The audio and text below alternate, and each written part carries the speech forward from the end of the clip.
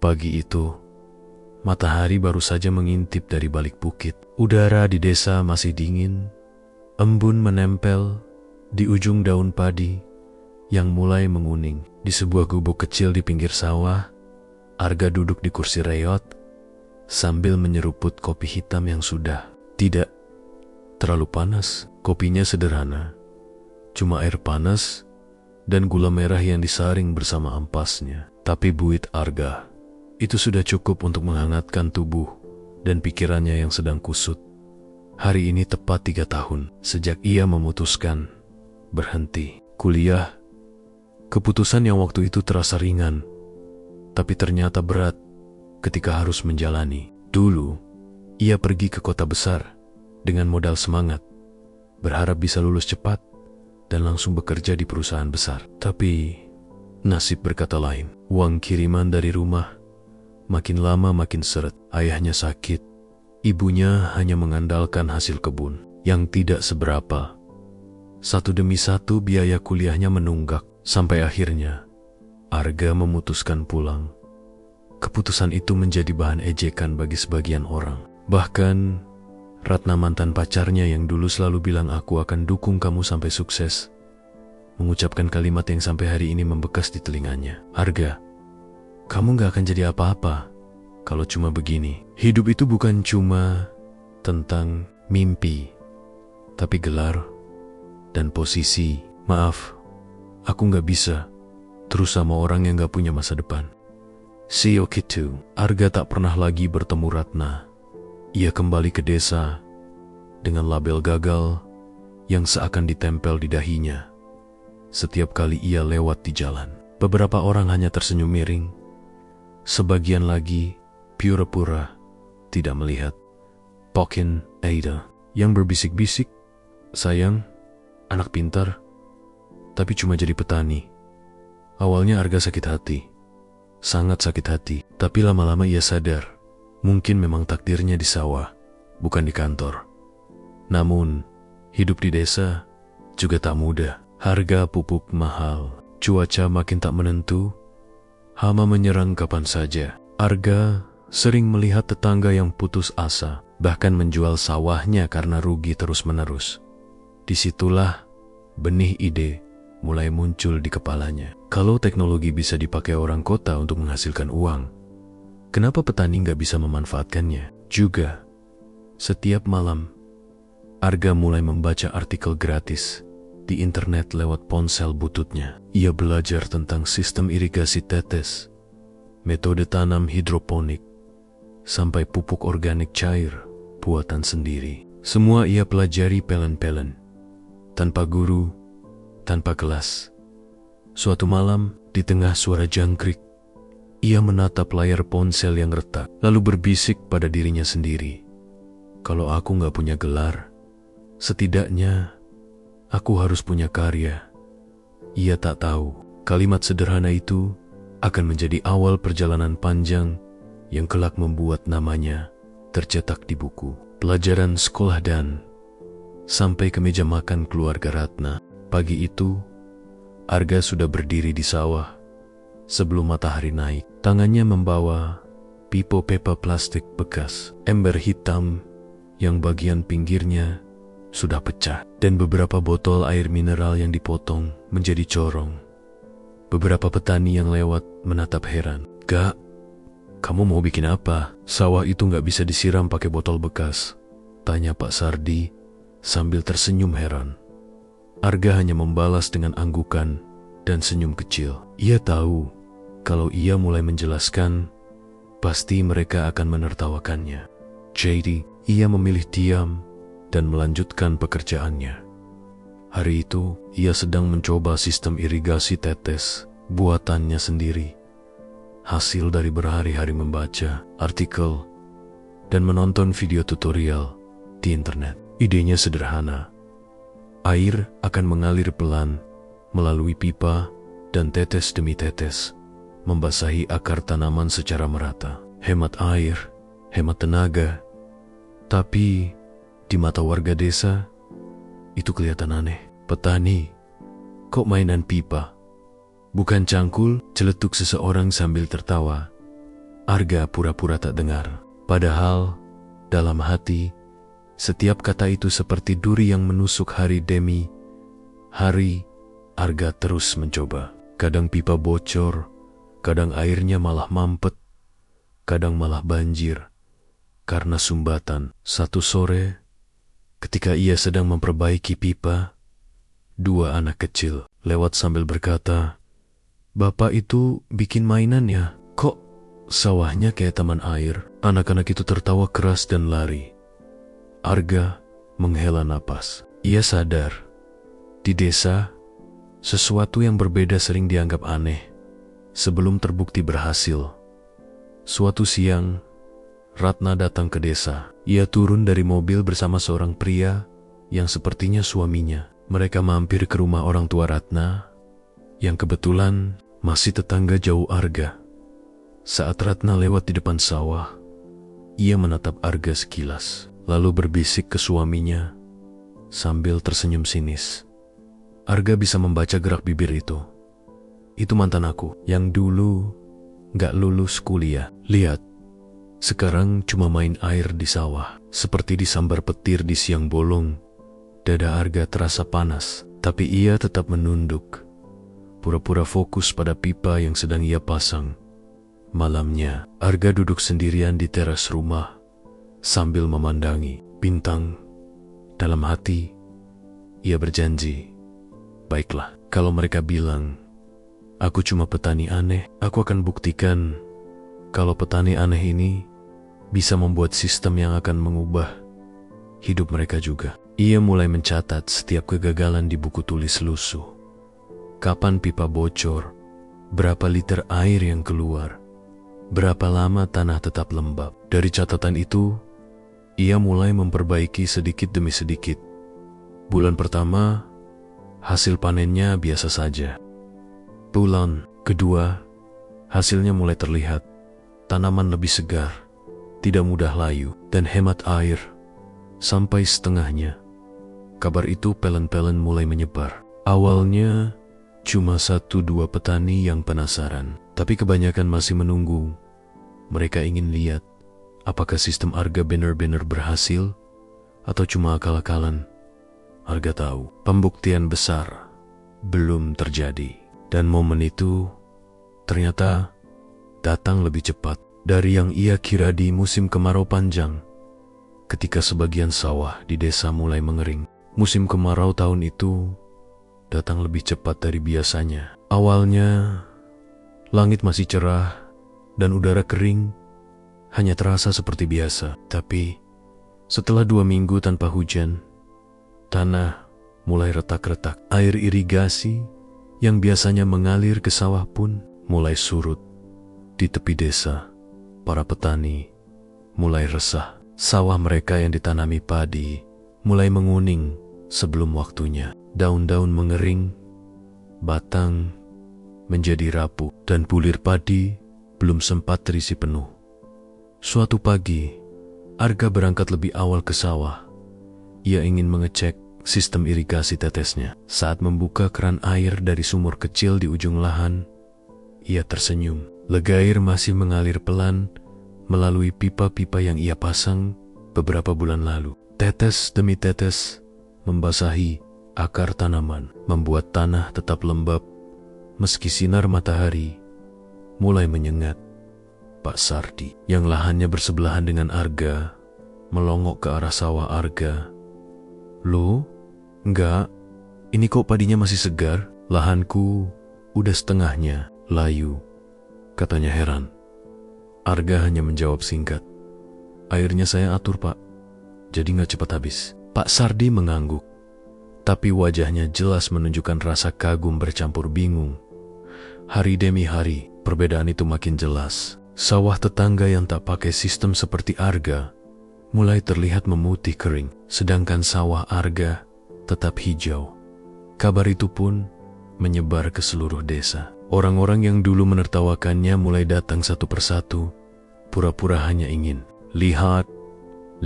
Ada yang berdiri di pinggir sawah sambil mengelus dagu. Ada yang mengajak ngobrol sok ramah. Bahkan ada yang memotret diam-diam.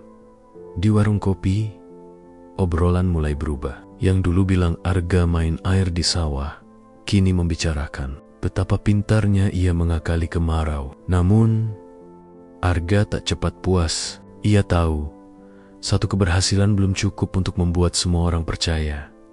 Puncaknya terjadi ketika panen tiba. Hasil panen Arga jauh lebih banyak dibanding para petani lain yang lahannya kekurangan air. Bahkan, bulir padinya lebih besar dan isinya penuh. Di balai desa, saat pengumpulan hasil panen, semua orang melirik karung-karung padi Arga yang jumlahnya jauh lebih banyak dari biasanya. Pak Lurah bahkan sampai berkomentar, "Arga, ini hebat sekali. Kamu bisa jelasin sistemnya di depan warga." Arga sempat terdiam. Dulu, ia yang dicibir, kini diminta memberi penjelasan. Tapi, ia mengangguk. Dengan tenang, ia menjelaskan bagaimana sistem irigasi tetesnya bekerja, bagaimana ia mengatur aliran air, dan kenapa metode itu bisa menghemat air hingga setengahnya. Sejak hari itu, beberapa petani mulai mencoba meniru sistem Arga. Mereka datang ke rumahnya, membawa pipa bekas, ember, dan botol plastik, meminta diajarkan cara memasangnya. Arga mengajarkan dengan sabar, tanpa memungut biaya. Baginya, keberhasilan bersama lebih penting daripada hanya ia sendiri yang berhasil. Namun, di antara semua orang yang mulai menghargainya, ada satu hal yang membuat hatinya bergetar. Ratna. Ia ternyata sudah tahu kabar tentang sistem Arga dari ayahnya. Tapi Ratna belum berbicara langsung padanya. Sampai suatu sore, ketika anak Ratna pulang sekolah, sambil membawa buku pelajaran, dan sesuatu yang mengejutkan terjadi. Sore itu, langit berwarna oranye keemasan. Udara di desa mulai sejuk. Terdengar suara ayam pulang ke kandang. Arga sedang duduk di teras rumah, memeriksa catatan panen. Ketika ia mendengar suara tawa anak kecil dari arah jalan, tak lama kemudian, ia melihat Ratna berjalan sambil menggandeng seorang anak laki-laki. Anak itu kira-kira kelas Foresti, mengenakan seragam putih merah, masih membawa tas di punggung. Mereka berjalan santai, tapi dari jauh, Arga bisa melihat Ratna sedikit canggung saat tatapan mereka bertemu. Arga tak berniat menyapa. Hubungan mereka sudah lama putus, dan terakhir kali bicara pun bukan dalam suasana baik. Ia memilih menunduk, pura-pura sibuk dengan kertas di tangannya. Namun, anak laki-laki itu tiba-tiba berhenti tepat di depan rumah Arga. "Bu, itu kan rumahnya Om Arga?" tanya si anak dengan polos. Ratna terlihat kaget, lalu menjawab singkat, "Iya, Nak." "Ayo." Tapi anak itu malah membuka tasnya dan mengeluarkan sebuah buku pelajaran IPS kelas 4. "Bu, lihat ini, aku mau jadi seperti Om ini." Anak itu membuka halaman tertentu dan menunjukkannya ke ibunya. Ratna melihat sekilas, lalu matanya membesar. Di halaman itu, ada foto kecil Arga sedang berdiri di sawah, memegang pipa irigasi dengan tulisan, "Arga Pratama, petani muda penemu sistem irigasi tetes hemat air di Jawa Tengah." Buku itu menceritakan singkat perjuangan Arga, menciptakan metode pertanian modern yang ramah lingkungan dan membantu petani saat musim kemarau. Ada ilustrasi sawahnya yang tetap hijau saat sawah lain mengering. Ratna terdiam cukup lama. "Oh, Neni masih berbicara penuh semangat, Bu," kata Bu Guru. "Om ini hebat banget. Dia nyelamatin banyak sawah pas kemarau. Kalau gede, aku mau bantu petani kayak Om Arga." Arga yang duduk di teras sebenarnya mendengar semua percakapan itu. Ia menahan napas, tak tahu harus merasa bangga atau terharu. Dulu, Ratna pernah berkata, ia tidak akan jadi apa-apa. Tapi kini, anak Ratna sendiri menjadikannya panutan. Ratna akhirnya menatap Arga, seakan ingin mengatakan sesuatu. Ada rasa kagum di matanya, bercampur sedikit penyesalan. Namun, sebelum sempat bicara, anaknya sudah menarik tangannya, mengajak pulang, sambil masih memeluk buku pelajaran itu. Arga tersenyum tipis. lalu menatap senja yang perlahan menghilang. Dalam hati ia berbisik, "Tuhan, terima kasih. Aku tak perlu membalas dengan kata-kata. Namaku sudah bicara sendiri." 2 hari setelah kejadian itu, Arga sedang membersihkan gulma di pinggir sawah ketika ia mendengar langkah kaki mendekat. Ia menoleh, dan di sana berdiri Ratna sendirian, tanpa anaknya. Wajahnya terlihat ragu-ragu, seakan ingin bicara tapi takut salah kata. "Gak," Ratna memanggil pelan. Arga menatapnya sekilas, lalu kembali fokus ke gulma di tangannya. "Ada apa?" tanyanya datar. Ratna menarik napas dalam-dalam. Aku minta maaf. Dulu aku salah. Aku pikir kamu gak akan bisa jadi opo-opa tanpa gelar, tanpa pekerjaan kantoran. Ternyata aku buta."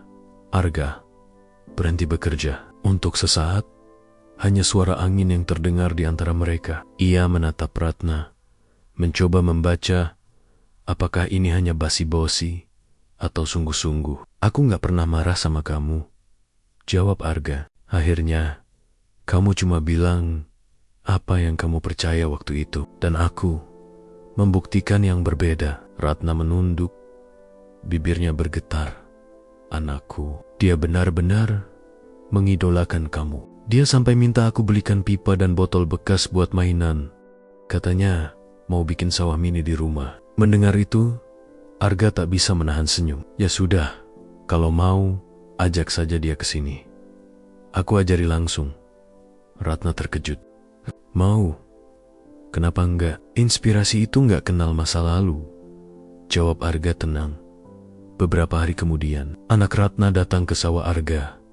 Matanya berbinar-binar, penuh rasa ingin tahu. Arga mengajarinya cara menyambung pipa membuat lubang kecil untuk tetesan air dan mengatur aliran agar merata. Anak itu begitu senang, sampai lupa waktu. Dari kejauhan, Ratna melihat mereka, dan kali ini senyumnya tulus, bukan senyum sinis seperti dulu.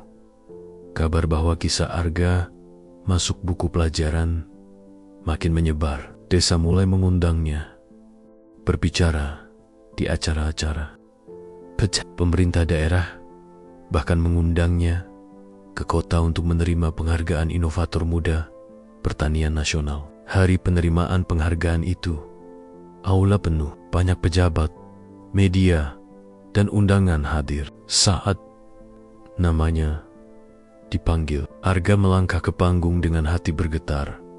Ia menggenggam penghargaan itu, lalu berkata di mikrofon, "Dulu, saya dianggap tak akan jadi apa-apa karena tak punya gelar. Tapi saya belajar bahwa gelar bukan satu-satunya cara untuk bermanfaat. Yang penting adalah kemauan untuk belajar dan bekerja keras. Karena pada akhirnya yang akan diingat orang bukan seberapa tinggi pendidikan kita, tapi seberapa besar kita memberi dampak untuk sekitar." Di barisan tamu, Ratna menunduk, menahan air mata. Anaknya yang duduk di sampingnya bertepuk tangan paling keras, lalu berteriak, "Itu Om Arga, pahlawan sawah." Arga tersenyum dari atas panggung.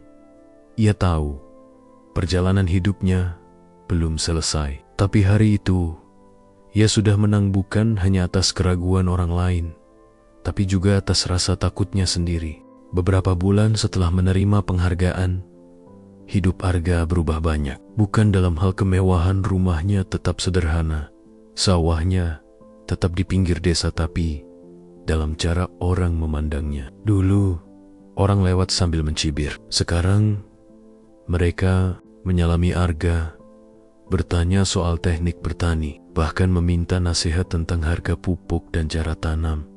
Yang paling membuat Arga bangga adalah kelas kecil yang ia mulai di balai desa. Setiap hari Sabtu, anak-anak SD dan SMP datang membawa botol bekas, ember kecil, dan rasa penasaran yang besar. Ia mengajarkan mereka cara membuat kebun mini di rumah, menanam sayuran yang bisa tumbuh dengan irigasi tetes sederhana. Suatu siang, Kelas itu berlangsung seperti biasa. Anak Ratna duduk di barisan depan. Paling bersemangat memotong botol plastik dengan hati-hati. Ratna sendiri sering datang untuk membantu membagikan bibit kepada anak-anak lain. Tidak ada lagi canggung di antara mereka, yang tersisa hanya rasa saling menghargai. Selesai kelas, anak Ratna menghampiri Arga. "Om, kalau aku gede nanti, aku mau punya sawah banyak. Aku mau semua sawah itu hijau, kayak sawah Om waktu kemarau." Arga tersenyum. "Kalau mau begitu, kamu harus belajar dari sekarang. Dan jangan takut kalau orang bilang kamu aneh." Anak itu mengangguk penuh keyakinan. Waktu berlalu. Sistem irigasi Arga mulai digunakan di desa-desa lain. Ada yang memodifikasi, ada yang mengembangkannya lebih canggih. Arga tidak keberatan baginya. Itu tanda bahwa ilmunya hidup, bukan sekadar miliknya. Suatu sore, ia duduk di tepi sawah, memandangi langit. Senja, Ratna datang, membawa 2 cangkir teh panas. "Enggak," katanya pelan. "Aku dulu salah menilai kamu. Aku cuma lihat apa yang ada di mata, bukan apa yang ada di hati." Arga menatap Ratna, lalu tersenyum tipis. "Masa lalu, biar jadi masa lalu. Yang penting, kita sama-sama bikin anak-anak di sini punya masa depan yang lebih hijau." Ratna mengangguk, menatap anaknya yang berlari-lari di pematang sawah sambil membawa pipa bekas. Seperti mainan berharga, hari mulai gelap. Angin sore membawa aroma tanah basah. Arga menatap ladang yang terbentang luas, dan hatinya penuh rasa syukur. Ia sadar, warisan terbesarnya bukanlah pipa-pipa yang ia pasang atau penghargaan yang ia terima, melainkan semangat yang ia tanam di hati generasi muda bahwa mereka bisa jadi apa saja, meski orang pernah berkata sebaliknya. Dan entah di mana, di sekolah-sekolah, halaman buku pelajaran yang memuat kisahnya akan terus dibaca, dibicarakan, dan mungkin menginspirasi ribuan anak lain untuk berani berbeda. Arga tersenyum, lalu berkata pada dirinya sendiri, "Kalau dulu aku menyerah, namaku tak akan pernah sampai di sini. Sekarang, biarlah namaku menjadi benih untuk masa depan." 10 tahun telah berlalu sejak hari ketika nama Arga pertama kali muncul di buku pelajaran. Desa yang dulu sederhana kini tampak berbeda. Sebagian besar sawah sudah menggunakan sistem irigasi modern, bukan hanya hasil rancangan Arga, tapi juga inovasi dari generasi baru yang ia ajarkan dulu. Di antara generasi itu, ada satu nama yang paling menonjol. Raka, anak Ratna. Raka kini berusia 20 tahun, kuliah di jurusan pertanian, tapi setiap libur ia pulang untuk mengelola sawah. Ia tidak hanya menguasai sistem yang Arga ajarkan, tapi juga mengembangkan metode baru yang menggabungkan teknologi sensor tanah dan aplikasi di ponsel. Pagi itu, Arga yang kini berusia 40-an berjalan perlahan di pematang sawah. Rambutnya sudah mulai memutih di sisi, kulitnya semakin legam, tapi senyumnya tetap hangat. Ia melihat Raka sedang sibuk di tengah sawah bersama beberapa anak muda lain. "Om," seru Raka sambil melambaikan tangan. "Lihat ini, sistem irigasi yang baru bisa nyala. Otomatis kalau tanah mulai kering." Arga mendekot, memperhatikan pipa, sensor kecil, dan panel surya mungil yang dipasang di ujung lahan. "Hebat, Kak, kamu melangkah lebih jauh dari Om," kata Arga. Matanya berbinar bangga. Raka tersenyum lebar. "Kalau bukan karena Om, aku nggak akan ada di sini. Dulu aku cuma anak kecil yang bawa buku pelajaran dan pengen jadi kayak Om." Malamnya, di balai desa, diadakan acara peresmian program pertanian baru yang dipimpin Raka. Warga berkumpul, ada musik sederhana, dan makanan dibagikan. Pak Lurah naik ke panggung dan memanggil Arga untuk memberikan sambutan.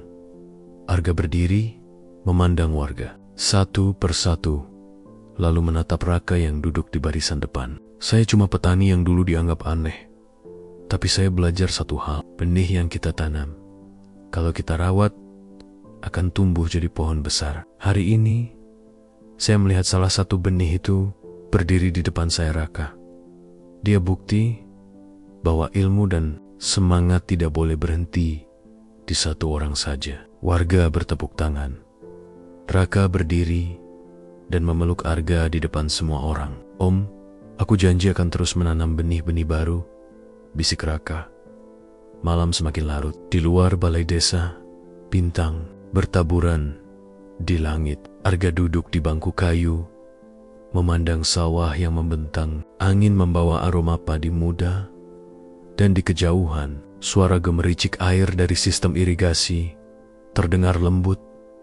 Ia tersenyum, merasa damai. Dulu, ia pernah dianggap tidak akan jadi siapa-siapa. Kini, namanya bukan hanya ada di buku, tapi juga hidup di hati orang-orang yang meneruskan langkahnya. Dan seperti benih yang tumbuh menjadi pohon, warisan Arga akan terus memberi teduh bahkan saat ia tak lagi ada di dunia ini.